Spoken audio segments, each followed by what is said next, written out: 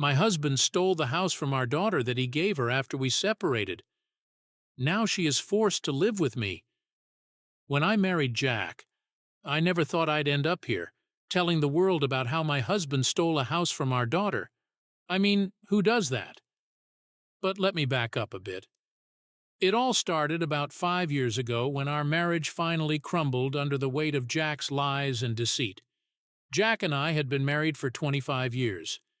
We had one beautiful daughter, Emma, who was the light of my life. We had our ups and downs like any couple, but I thought we were solid. Or at least, I wanted to believe that. But things started changing when Jack got a big promotion at work. The promotion meant more money, but it also meant more time away from home. Jack started traveling a lot, attending late-night meetings and working weekends. I was supportive at first, proud of his achievements. But then the distance between us grew, and not just physically. He became secretive, always on his phone, stepping out of the room to take calls. One night, while Jack was away on another business trip, I got a call from a woman named Lisa. She told me she was Jack's colleague and that they'd been having an affair for over a year. I felt like the floor had fallen out from under me. My world shattered into a million pieces, and I couldn't breathe. When Jack came home, I confronted him. He didn't deny it. He looked at me with a mixture of guilt and defiance and admitted everything. He tried to explain, saying he felt neglected and unappreciated at home. I couldn't believe what I was hearing. I had been holding our family together while he was off playing around. We tried counseling, but it was clear that our marriage was beyond repair. The trust was gone, and I couldn't look at him the same way anymore. After months of trying to salvage what was left, we decided to separate. It was the hardest decision I'd ever made, but I had to think about my sanity and Emma's well-being. Jack moved out, and we agreed to share custody of Emma, who was in college at the time. Despite everything, he tried to maintain a relationship with her. He felt guilty, I could tell, and he tried to make it up to her in any way he could. Emma was devastated by our separation, but tried to stay strong for both of us. About a year after we separated, Jack did something unexpected. He bought a small house for Emma, a charming 2-bedroom cottage near her college. It was his way of saying sorry, I guess, for all the pain he'd caused. Emma was thrilled. She moved in, decorated it, and it quickly became her sanctuary. I was happy for her, thinking that maybe Jack was trying to make amends in his own way. Little did I know that this seemingly generous act would turn into another nightmare. But for now, Emma was happy, and that was all that mattered to me. Emma's new house was like a dream come true for her. It was a quaint little place with a white picket fence and a small garden out front. The inside was cozy and filled with natural light, perfect for a young woman finding her way in the world. She decorated it with care, choosing soft pastel colors and vintage furniture. It was a place that reflected her personality, warm, welcoming, and full of hope. She invited me over the day she finished decorating. I could see the pride in her eyes as she gave me the grand tour. "Mom, look at this!" she exclaimed, showing me the tiny kitchen where she planned to try out new recipes. "And this is my reading nook," she said, pointing to a cozy corner with a plush armchair and a stack of books. I couldn't help but smile, seeing her so happy and settled. Despite the bitter end to our marriage, I was grateful to Jack for this one thing. Emma deserved a place of her own, a space where she could heal and grow. She started having friends over, hosting study groups, and even threw a few dinner parties. Her laughter filled the rooms, and it felt like a small piece of happiness had returned to our fractured family. I visited often, sometimes helping Emma with chores or just spending time together, watching movies or talking about her plans for the future. We grew closer during this time, bonding over our shared experiences and the new chapter in our lives. It was a balm to my wounded heart, seeing my daughter thrive despite everything that had happened. One evening, as we sat on her porch sipping tea, Emma brought up her father. "Mom, do you think Dad really feels bad about what he did?" she asked, her brow furrowed in thought. I sighed, unsure of how to answer. I think he feels guilty, Emma. But feeling guilty and truly understanding the pain he's caused are two different things. Emma nodded, looking down at her cup.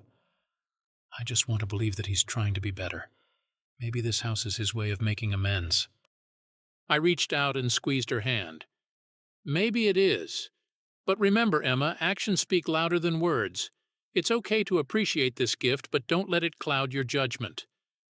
She smiled weakly, and we sat in comfortable silence, watching the sunset paint the sky in hues of orange and pink.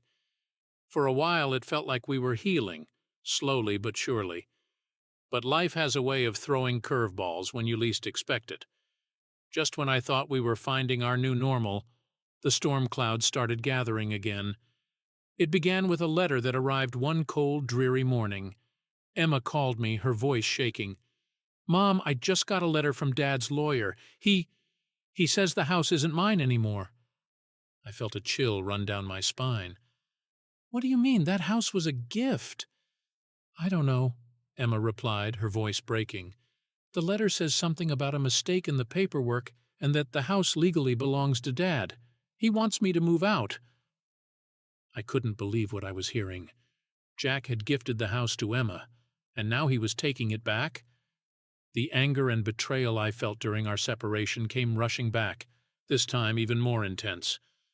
I promised Emma we'd figure it out and hung up the phone, my mind racing with thoughts of how to confront Jack and make this right. I called him immediately, my hands trembling with rage. When he picked up, I didn't even give him a chance to say hello. "Jack, what the hell is this about taking Emma's house away?" I demanded, my voice rising with each word. He sighed, sounding weary. "It's not that simple, Karen. There were some complications with the deed. Legally, the house is still mine." "Complications? You gifted that house to her, Jack. How can you just take it back?" I was practically shouting now, not caring if the neighbors heard. "It's complicated, okay?" he repeated, his tone growing defensive. "I didn't want this either, but my lawyer said it's the only way." "Your lawyer?"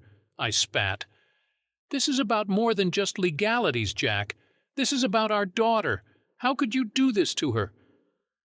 There was a long silence on the other end of the line. Finally, Jack spoke, his voice barely above a whisper. "I'm sorry, Karen, I really am, but my hands are tied." I hung up, feeling more defeated than I had in a long time. I knew Jack well enough to know that when he said his hands were tied, it meant he had gotten himself into some kind of mess and was using Emma's house to bail himself out. The betrayal cut deep, reopening old wounds that I thought had started to heal. I called Emma back and told her everything. We both cried, feeling the weight of Jack's actions pressing down on us. But I also knew we couldn't give up. Emma had a right to that house, and I would fight tooth and nail to ensure she got it back. We decided to consult a lawyer of our own and see what could be done. The days that followed were a blur of legal consultations and emotional turmoil. Emma tried to stay strong, but I could see the pain and fear in her eyes. She didn't want to leave her home, the place where she'd started to rebuild her life, and I was determined not to let Jack take that away from her. As we prepared for the legal battle ahead, I couldn't help but wonder how things had gotten so twisted. Jack had once been the man I loved, the father of my child. Now, he was the person causing us so much pain and heartache. It was a harsh reminder that people could change, and not always for the better. But through it all, I knew one thing for certain. I would stand by Emma's side and fight for her. No matter what it took, we would get through this together. The storm was far from over, but we were ready to face it head-on, armed with the strength of our bond and the determination to reclaim what was rightfully hers. Emma and I sat in the lawyer's office, the sterile environment doing little to soothe our nerves. Mr. Richardson, our lawyer, was a sharp, middle-aged man with a reputation for being a tenacious advocate. He had a calm demeanor which was a stark contrast to the storm raging inside me. "Mrs. Thompson, Emma," he began, looking at us over his wire-rimmed glasses. "I've reviewed the documents and spoken with Mr. Thompson's lawyer. It's a complicated situation, but not insurmountable." Emma's eyes were wide with hope. What does that mean? Can we get the house back? Mr. Richardson nodded. The house was indeed gifted to you, Emma. However, there seems to be a clause in the deed that your father can reclaim the property under certain conditions. It appears he is invoking this clause now. I felt my blood boil. What kind of conditions?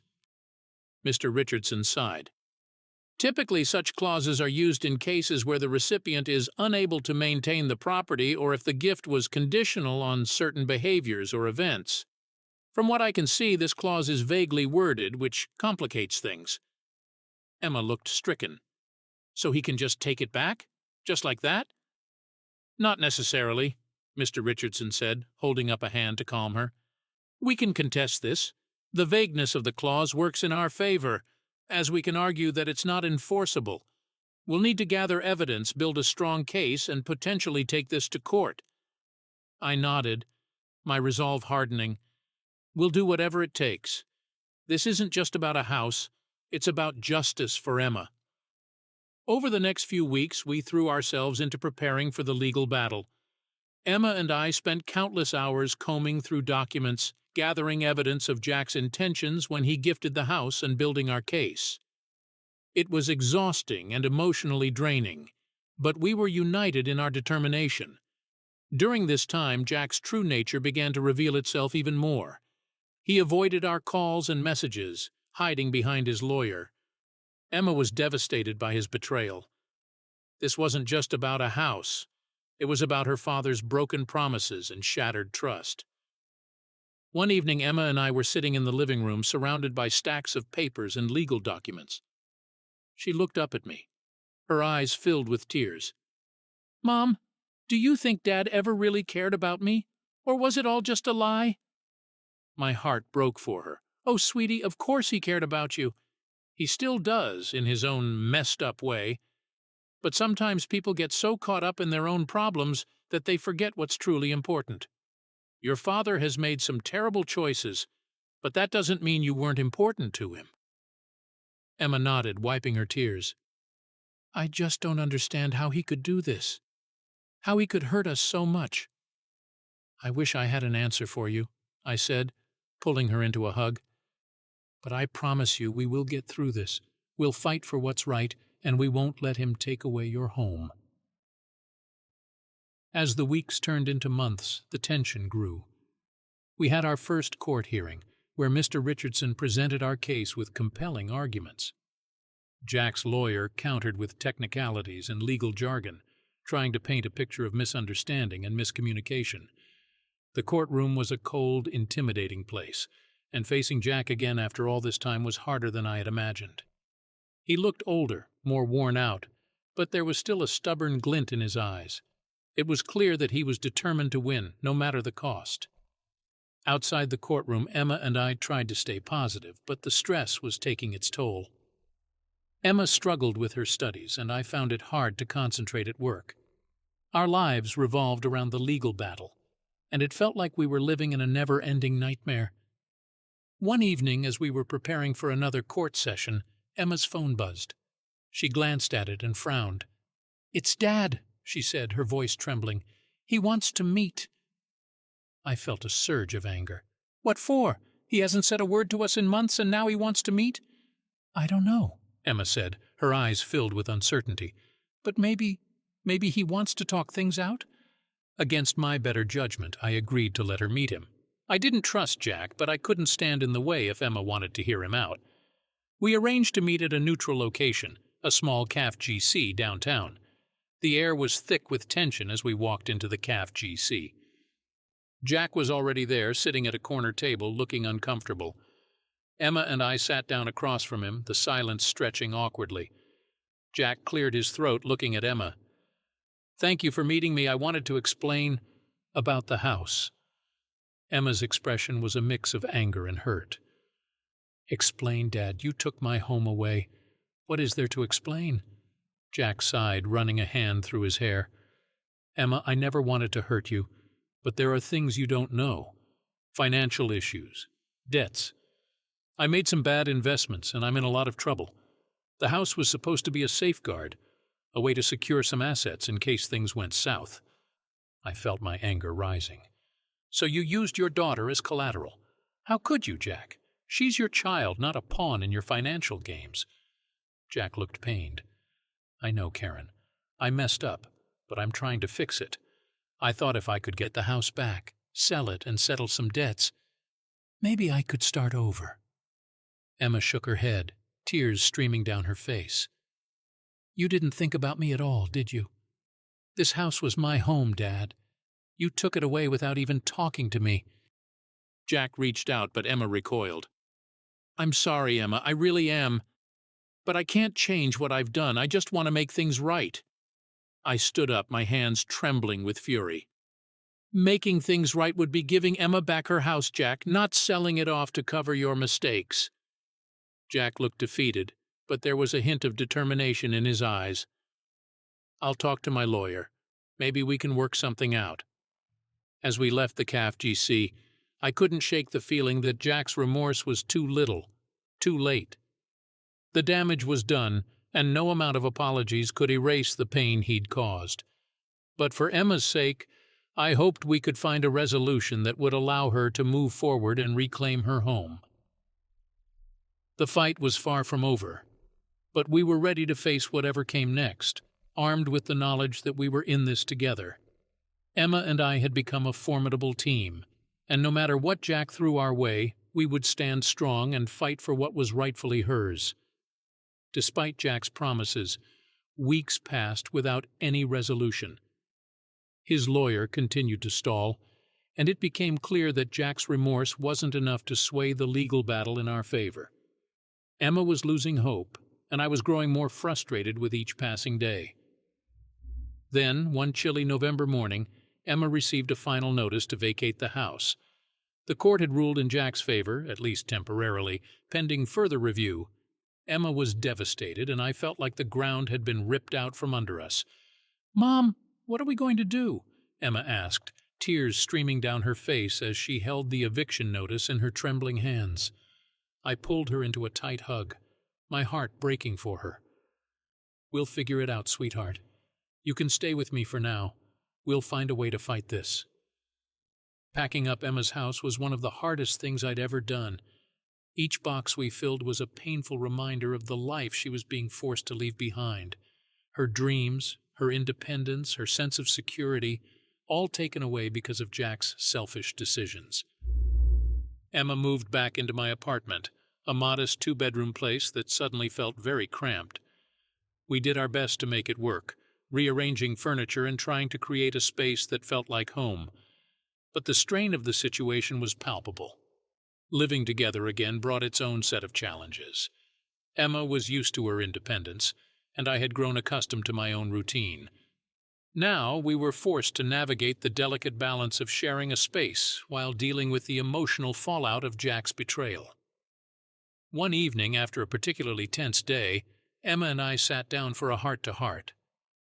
"Mom, I'm so sorry for all of this," she said, her voice barely above a whisper. "I know this isn't easy for you either." I reached out and took her hand.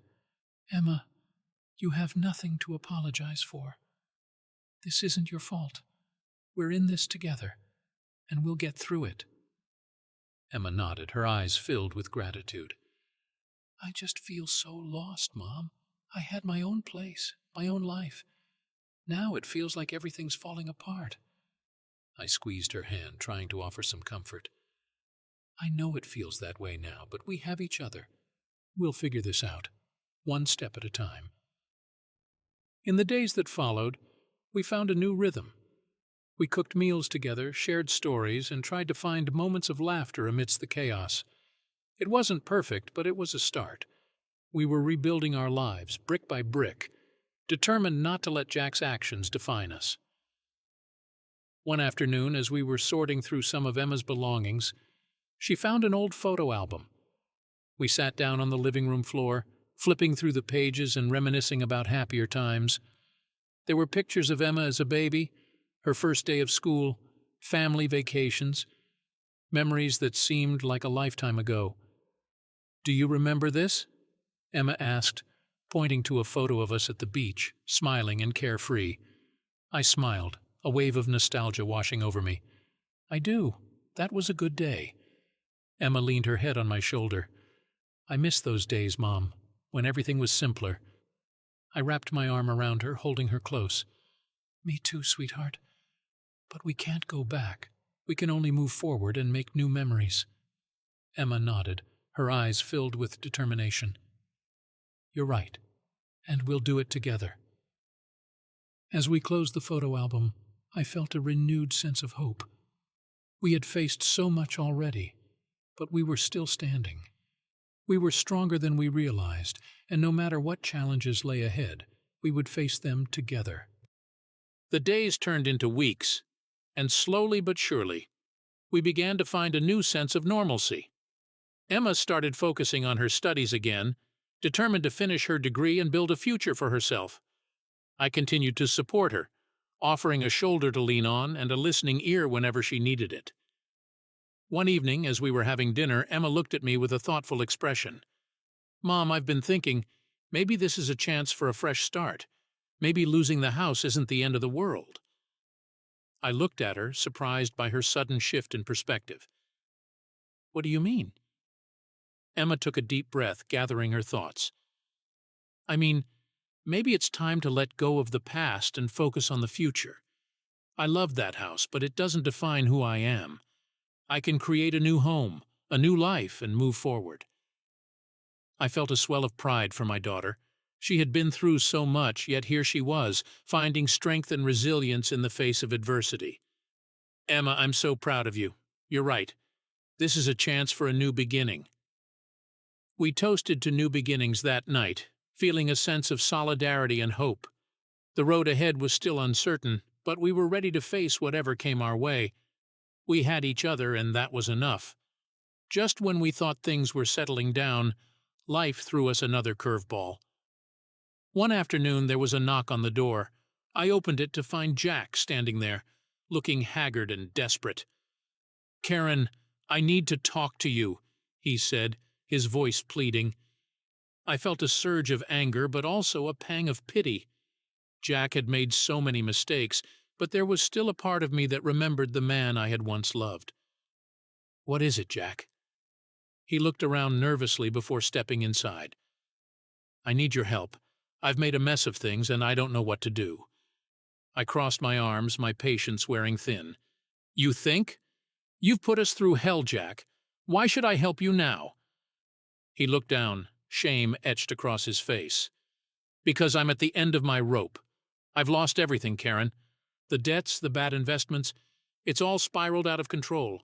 I don't know where else to turn. I felt a mix of emotions, anger, pity, and a reluctant sense of responsibility. Despite everything, Jack was still Emma's father, and I couldn't just turn my back on him completely. What do you need from us? Jack looked up, his eyes filled with desperation. I need a place to stay, just for a while. I have nowhere else to go. I stared at him, incredulous. You want to stay here, after everything you've done? He nodded, looking defeated. Please, Karen, I know I've messed up, but I have nowhere else to turn. I took a deep breath, trying to process everything. Letting Jack stay with us was the last thing I wanted, but maybe it was a chance for him to make amends, to show Emma that he was willing to change. Fine, I said finally, my voice firm. But this is your last chance, Jack. You stay here, you make things right, or you're out. Understand? Jack nodded, relief flooding his face. Thank you, Karen. I won't let you down. As Jack moved in, the tension in the apartment skyrocketed. Emma was furious when she found out, feeling betrayed all over again. But I hoped that maybe, just maybe, this would be the turning point for Jack, a chance for him to redeem himself and repair the broken bonds with his daughter. The days that followed were filled with awkward silences and tense conversations. Jack tried to make himself useful, helping around the apartment and offering to pay for groceries, but the wounds he had inflicted were still fresh, and trust was hard to rebuild. One evening, as we sat down for dinner, Jack looked at Emma, his eyes filled with regret. Emma, I know I've hurt you and I can't change the past, but I want to make things right. I want to be the father you deserve. Emma stared at him, her expression hard. Words are easy, Dad. Actions are what count. Jack nodded, his face serious. You're right. And I will prove to you that I mean it. As we navigated this new, uneasy coexistence, I couldn't help but wonder if Jack's presence would ultimately help us heal or tear us apart even further. The path ahead was uncertain, but one thing was clear. We were in for another tumultuous ride, and only time would tell if Jack could truly change and make amends for his past mistakes. Jack's presence in our apartment was like living with a ticking time bomb.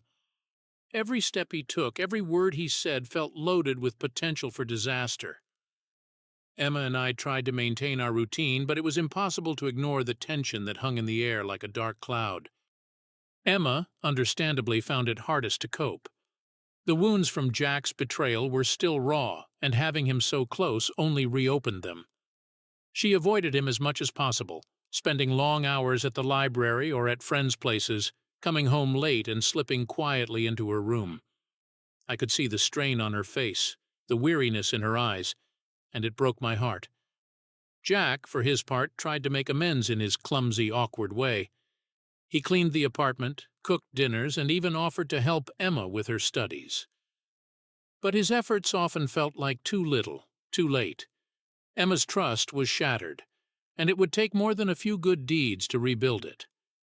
One evening, as we sat down to a dinner Jack had prepared, Emma's frustration finally boiled over. "You can't just walk back into our lives and pretend everything's okay, Dad," she snapped, pushing her plate away. "You took my home away. You lied and manipulated us. How do you expect me to forgive you?" Jack looked wounded, but he didn't raise his voice. "Emma, I know I've done terrible things, and I don't expect you to forgive me overnight. But I'm trying to make things right. I'm trying to show you that I can change." Emma scoffed, her eyes blazing with anger. "Change? Do you even understand what you did to us? To me? You took away the one place where I felt safe, where I felt like I could rebuild my life. And now you think cooking a few dinners will make up for that?" Jack's shoulders slumped, and he looked down at his hands. "I don't know how to make up for it, Emma, but I'm here, and I'm trying. That's all I can do."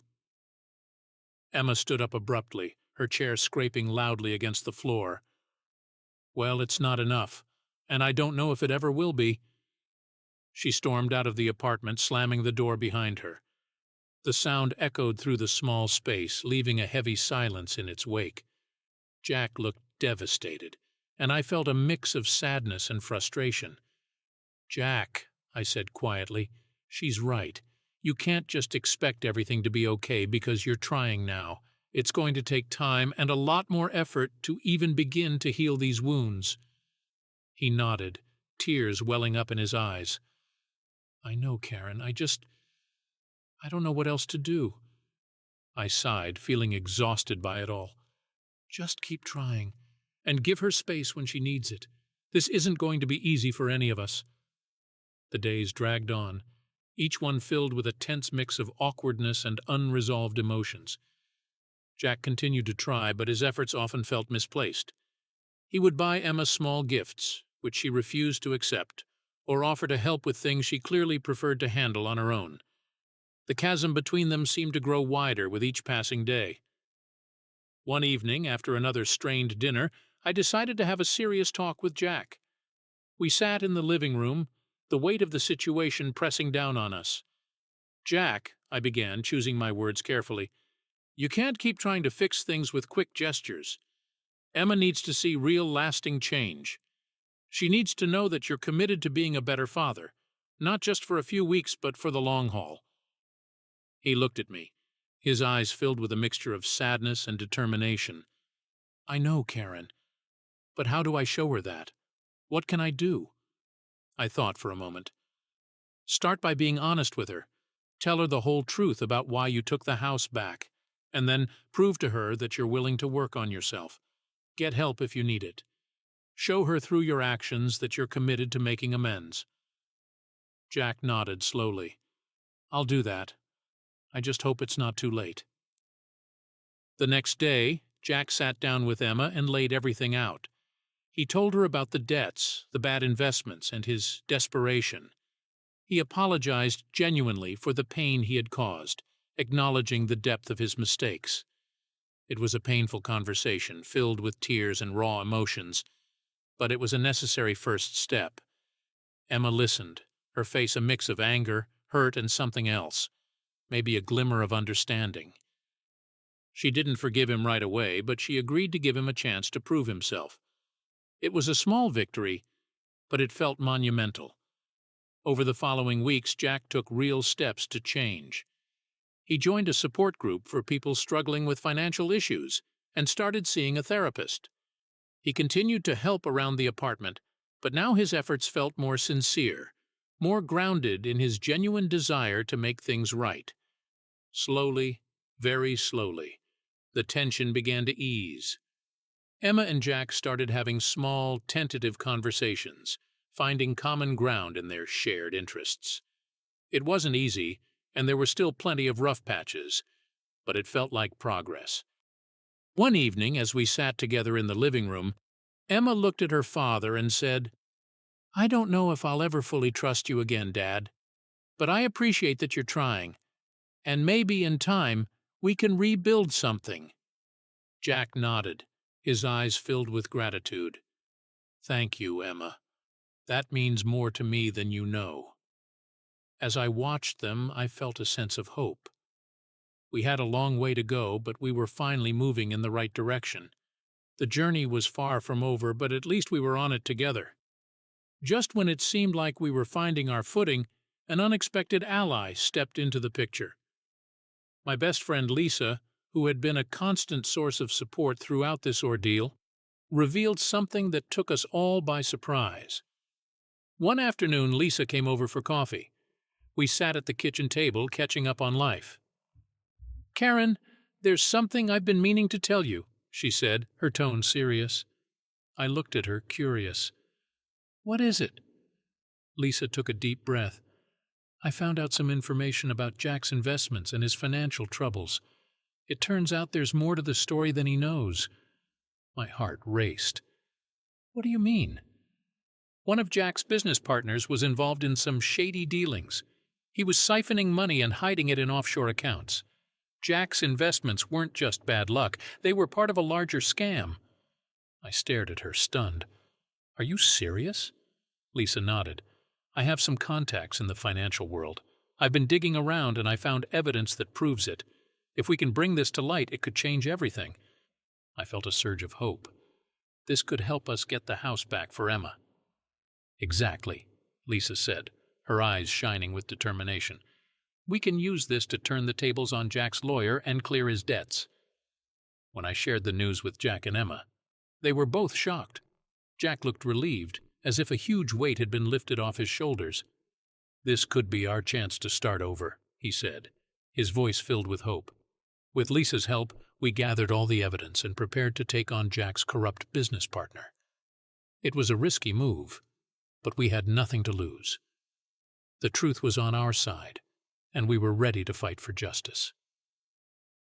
The next few weeks were a whirlwind of legal battles and high-stakes negotiations. We presented our case, revealing the fraudulent activities of Jack's partner. The evidence was overwhelming, and the courts ruled in our favor.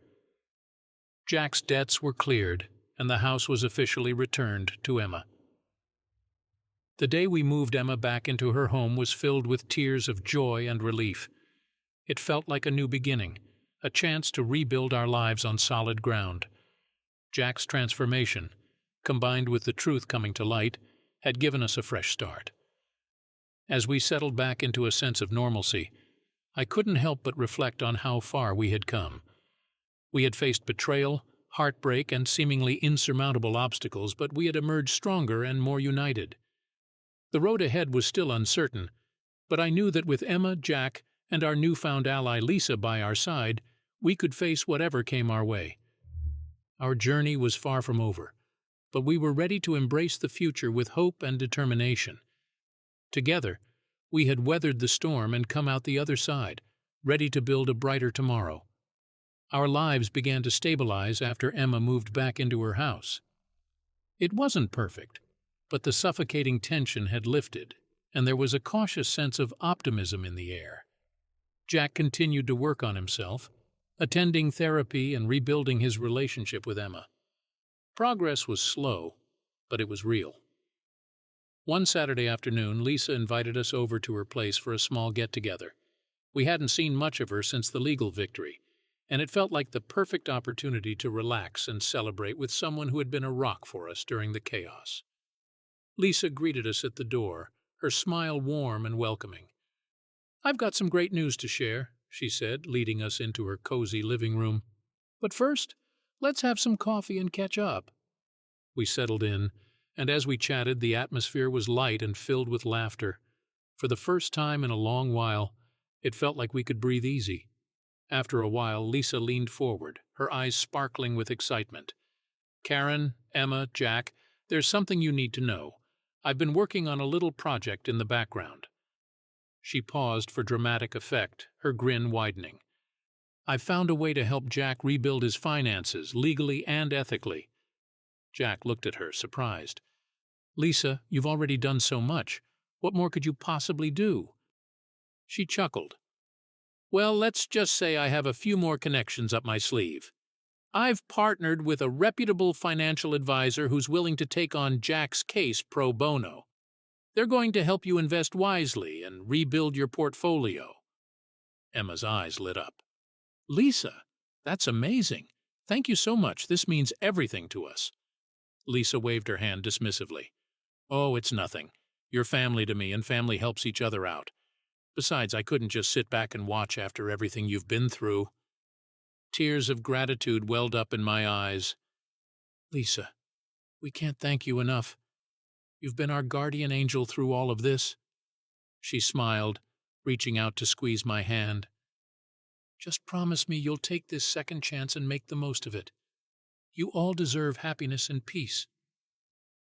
As we left Lisa's place that evening, a renewed sense of hope filled our hearts. Jack had a plan, Emma had her home back, and our family was slowly healing. We knew there would still be challenges ahead, but with friends like Lisa and the strength we'd found in each other, we felt ready to face whatever came next. The journey wasn't over, but for the first time in a long while, the future looked bright. With Lisa's support and the financial advisor on board, Jack started to rebuild his life. The process was slow and often frustrating, but the glimmer of hope kept us all moving forward. Emma threw herself into her studies with renewed vigor, while I found solace in watching our family slowly piece itself back together. But just as we began to feel a sense of normalcy, another challenge loomed on the horizon. Jack's former business partner, furious about being exposed, decided to launch a counterattack. He filed a lawsuit against Jack, claiming defamation and financial damages. It was a desperate move, but one that threatened to undo all the progress we had made. The first we heard of it was through a thick envelope that arrived one morning. Jack opened it, his face paling as he read the contents. "He's suing us," he said quietly, handing me the papers. I took the documents, my heart sinking as I scanned through the legal jargon. "This is ridiculous. He's the one who committed fraud, and now he's trying to drag us down with him." Emma looked up from her textbooks, worry etched on her face. "What does this mean for us?" "It means we're in for another fight," I said, trying to sound more confident than I felt. "But we've come this far. We won't let him bully us into submission." We contacted Mr. Richardson, who was just as appalled by the lawsuit as we were. "This is clearly a retaliatory move," he said, "but we need to take it seriously. We'll countersue and expose him for the fraud he committed." The next few weeks were a blur of meetings with lawyers, gathering evidence, and preparing our case. The stress took its toll on all of us, but we knew we had to stand strong. Lisa was a constant presence, offering her unwavering support and helping us navigate the legal minefield. The court date arrived faster than we anticipated. We sat in the courtroom, nerves frayed, as Mr. Richardson presented our case. He laid out the evidence of the business partner's fraudulent activities and countered every claim made against Jack. The tension was palpable, each side fighting fiercely for their version of the truth. As the trial dragged on, Emma and I often found ourselves exhausted and emotionally drained. But through it all, we stood by Jack, determined to see this through to the end. The turning point came when one of the business partner's former employees testified, revealing the extent of the fraud and corroborating our claims. The judge's verdict was a moment of profound relief. The lawsuit against Jack was dismissed, and the business partner was ordered to pay damages for his fraudulent activities. It was a hard-won victory, but one that felt incredibly satisfying. Walking out of the courthouse, we felt a weight lift off our shoulders. Jack turned to us, his eyes filled with gratitude. "I couldn't have done this without you. Thank you for standing by me." Emma hugged him tightly. "We're family, Dad. We stick together." As we headed home, the sense of triumph was sweetened by the knowledge that we had faced yet another storm and come out stronger. The legal battle had been grueling, but it had also reinforced our bonds and reminded us of the strength we had found in each other. The future was still uncertain, but we were more resilient than ever. No matter what challenges lay ahead, we knew we could face them together, armed with the lessons learned from our past and the unwavering support of those we loved. With the court case behind us, a sense of relief washed over our family. We began to settle into a new rhythm, cautiously optimistic about the future. Emma thrived in her studies, Jack's therapy and support group sessions paid off, and I felt a sense of peace I hadn't known in years. One sunny afternoon, Jack called us all into the living room. He looked nervous but determined, a combination I'd come to recognize as him steeling himself for something important. "I need to talk to both of you," he began, taking a deep breath. "I've been doing a lot of thinking, and there's something I need to say." Emma and I exchanged curious glances, waiting for him to continue. "I know I've put you through hell," Jack said, his voice cracking with emotion. "And no amount of apologies will ever be enough. But I want to spend the rest of my life making it up to you. I've decided to sell my remaining assets and use the money to set up a trust fund for Emma. It's the least I can do." Emma's eyes widened in shock. "Dad, you don't have to do that." Jack shook his head. "Yes, I do. This isn't just about money. It's about showing you that I'm committed to being a better person, a better father. I want you to have the security and stability you deserve." I felt tears prickling at the corners of my eyes. Jack's gesture was a significant step towards healing the deep wounds in our family. Emma hesitated for a moment before walking over to Jack and embracing him. "Thank you, Dad," she whispered. "This means more to me than you'll ever know." Jack hugged her tightly, and I could see the relief and gratitude in his eyes. It was a moment of profound reconciliation, a tangible sign that we were moving forward together. In the weeks that followed, Jack made good on his promise. He sold his remaining assets and set up the trust fund for Emma. The financial stability it provided allowed her to focus on her studies and future without the looming shadow of uncertainty. Our lives began to find a new equilibrium. We celebrated small victories, like Emma acing her exams and Jack reaching milestones in his therapy. The tension that had once dominated our home dissipated, replaced by a sense of mutual support and understanding.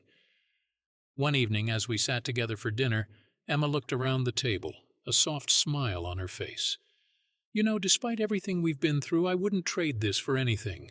We're stronger now, and that's something to be grateful for."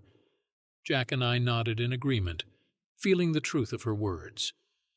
The journey had been arduous, filled with pain and heartbreak, but it had also brought us closer together. We had faced the storm and come out the other side, more resilient and united. As we clinked our glasses in a toast to new beginnings, I felt a deep sense of contentment. The future was still uncertain, but we had each other, and that was enough. Our family had been tested in the crucible of adversity and emerged stronger, ready to face whatever lay ahead. In the end, it wasn't just about the house or the financial security. It was about the love and commitment that had carried us through the darkest times. And as we sat together, surrounded by the warmth of our newfound harmony, I knew that we were finally on the path to healing and happiness. The last few months had taught us that while life might be unpredictable and often unfair, the strength of our bonds and the support of those we love can see us through even the toughest challenges. With this newfound perspective, we embrace the future with open hearts, ready to create new memories and build a brighter tomorrow together.